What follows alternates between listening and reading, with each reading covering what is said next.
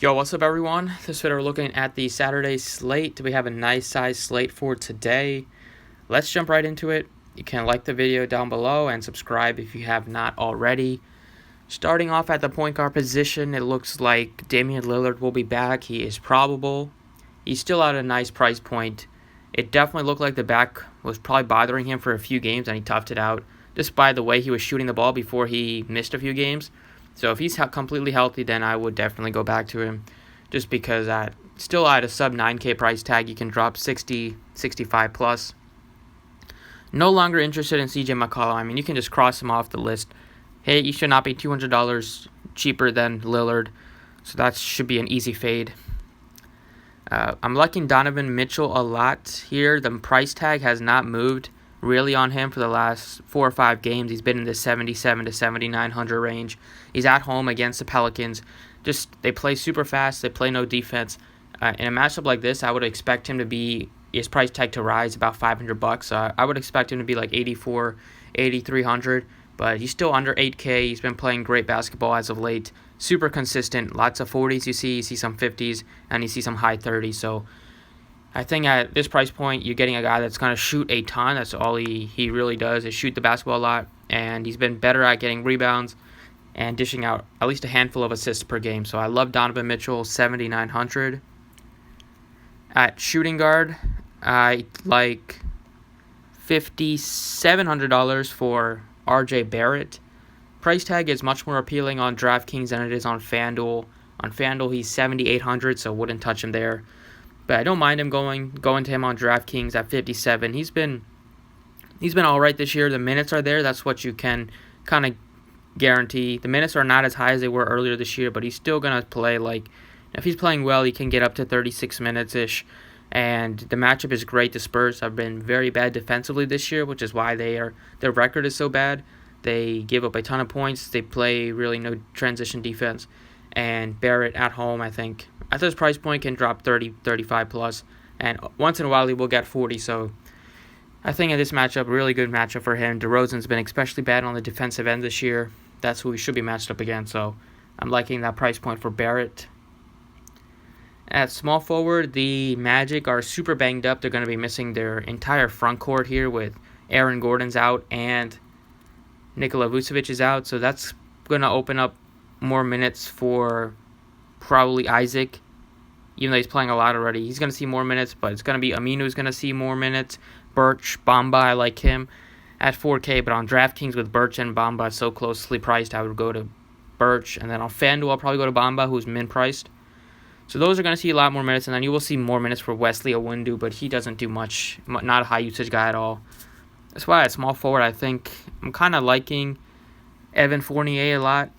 The price point's not super appealing, but the fact that he's going to have to take on such a bigger role in this offense, if this game is competitive, it's going to be because of Fournier, really. I mean, they're going to be starting Fultz, Fournier, Isaac, Birch, and Iwundu, and out of that 5, Fournier is the only good shooter. He's shooting 45% from 3 this year, shooting almost 50% from the floor. He's been good, and lately he's been a little bit better with the peripheral stats. So if that can continue, he's going to see more minutes. I would definitely guarantee that as long as this game is competitive. He's only averaging like 29 on the year, but they're going to need his offense out there, missing their 2 highest usage guys with Vucevic and Gordon. So 64 for Fournier as of now. I think that's a decent option. At power forward here, Giannis is 12K, Davis is 10K. I definitely prefer Davis to Giannis today. Just the matchup is so good against the Grizzlies.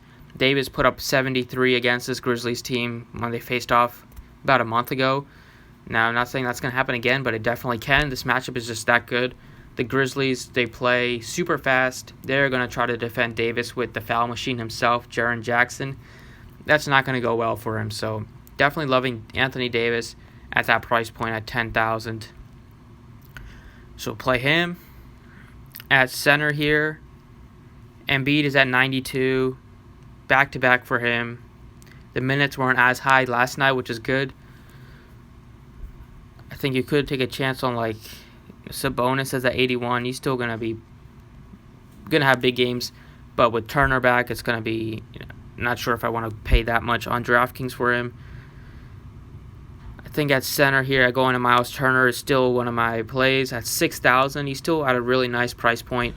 He's playing a ton of minutes here. The last 2 games have been blowouts, and the Pacers had a bunch of days off. They're not, they had like 3 or 4 days off last time they played on the 18th, so he should be fully fresh and ready to go here.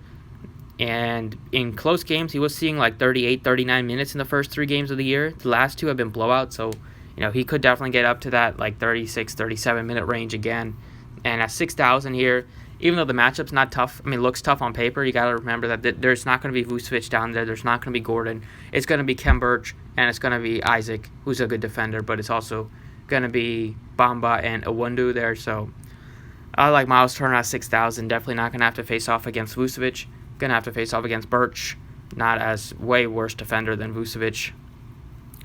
And speaking of Birch, I think he's still a good option here just because he's only 4,300. They feel more comfortable with him. They're starting him. I would expect him and Bamba to see, maybe Birch will see more minutes by a handful, but I still expect them. I don't expect Birch to play 30-plus minutes. I think he'll be in like the 28 to 30-minute range. And at this price point, can still get it done. So that's what I like on DraftKings for this evening as of 7:48 a.m. on Fanduel. I don't know why they have not priced up Aaron Holiday. It's just a joke at this point. They just refuse not to. He's been at this price point for literally 4 straight games. We know Brogdon is going to miss again. He's doubtful. So if you don't play Aaron Holiday, then I don't know what to tell you. Overall shooting, or like I said, Barrett is 7,800. Definitely will not be touching him there. I like Fred VanVleet. Just super consistent. Basically a cash game play. The last 2 games have also been blowouts, so he hasn't seen his 38 to 40-minute run. This game against the Hawks, if it's competitive, he will get back up to that. And he's just really consistent because he's seeing so many minutes and such a high usage rate with all those guys injured. At small forward, I would go Isaac is super appealing on FanDuel, I would say, 6,700. You get extra points for blocks and steals. He's $800 cheaper than he is on DraftKings, which is nice. Usually a player will be more expensive on FanDuel. The fact that he's $800 cheaper than he is on DraftKings definitely has my interest at this price point. Really nice and cheap. And I'm also going Siakam here, 9,300. Another guy that minutes have been a little lower the last couple games. 34 is still a lot of minutes, but like I said with VanVleet, they've been blowouts. This matchup is great against the Hawks here. They struggle in defending guys, especially in the paint. Siakam gets a lot of his points in the paint, so I expect him to be able to do whatever he wants in this one. At 93, he's definitely appealing on FanDuel. And then I think at center here, if you want to punt with Mo Bamba, definitely don't mind it. He's going to see minutes here. He is still cheap enough. He's a min price on FanDuel, so he's very cheap. Here, Vucevic played about 12 minutes. Gordon played about 12 minutes, so there's still 24 minutes that has to go around with these new guys in last game that they didn't play. So, they played about 24 minutes last game, so there's still 24 minutes that has to go around. I think Bamba, if he sees 20-plus minutes, can pay off the salary. He's good with the blocks. He just hasn't been very good offensively, but, he finally has an opportunity to shine, and with Vucevic missing a bunch of time, he should get an opportunity at 3,500. I would expect his price tag to rise to about like 4,500 plus by the time Vucevic comes back. So I think we're getting a good bargain on him as of now. So that's it for today. Thanks for watching. I appreciate it. You can like the video if you enjoyed, and good luck today.